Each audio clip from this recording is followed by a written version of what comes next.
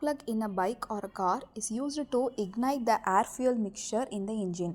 It consists of two electrodes separated by a gap of around 0.6 mm gap as shown in the figure. To create the spark, an electric field of magnitude 3 into 10 power 6 volt per meter is required. What potential difference must be applied to produce the spark? If the gap is increased, does the potential difference increase, decrease or remains the same? Find the potential difference if the gap is 1 mm. Okay, so questionல வந்து ஒரு spark plug கொடுத்துருக்குறாங்க. So அதோட எலக்ட்ரோட்ஸோட gap separated by a gap of 0.6 mm இங்கே figure கொடுத்துருக்காங்க. இந்த gap இங்கே இருக்குது. ஓகே, ஸோ ரெண்டு எலக்ட்ரோட்ஸ்க்கு நடுவில் இருக்க கேப் வந்து 0.6 mm. இப்போ ஸ்பார்க்கை க்ரியேட் பண்ணணும் அப்படின்னா அதுக்கு தேவையான எலக்ட்ரிக் ஃபீல்டோட வேல்யூ வந்து 3 into 10 power 6 volt per meter. இப்போ நம்ம கேல்குலேட் பண்ண வேண்டியது எவ்வளோ பொட்டன்ஷியல் டிஃப்ரென்ஸ் வந்து அப்ளை பண்ணணும் இந்த ஸ்பார்க்கை ப்ரொடியூஸ் பண்ணுறதுக்கு அப்படிங்கிறத அதை ஃபஸ்ட்டு கேல்குலேட் பண்ணிடலாம். So potential difference V is equal to E times D. Eங்கிறது எலக்ட்ரிக் ஃபீல்டு அவங்க கொஷினில் கொடுத்துருக்குது. Dங்கிறது அந்த எவ்வளோ கேப் அந்த எலக்ட்ரோட்ஸ் இருக்குது அப்படிங்கிறது.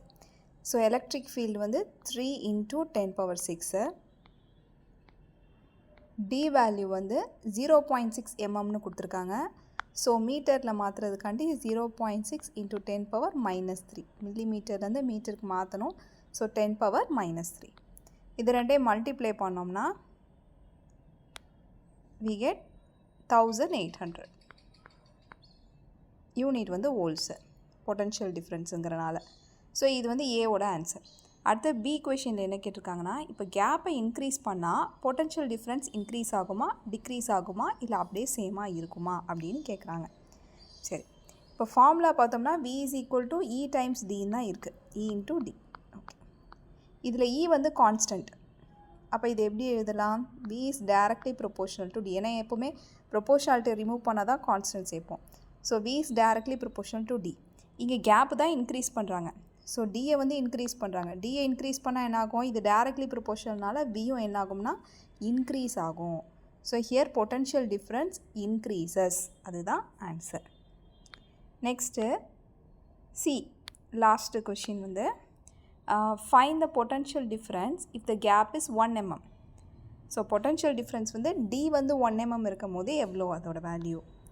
ஸோ அதே மாதிரி V is equal to E into D. E வந்து மாறாதது, கான்ஸ்டன்ட் தானே. ஸோ கொஷினில் கொடுத்துருக்கா அது இது 3 into 10 power 6 போட்டுற வேண்டியதான். So 3 into 10 power 6.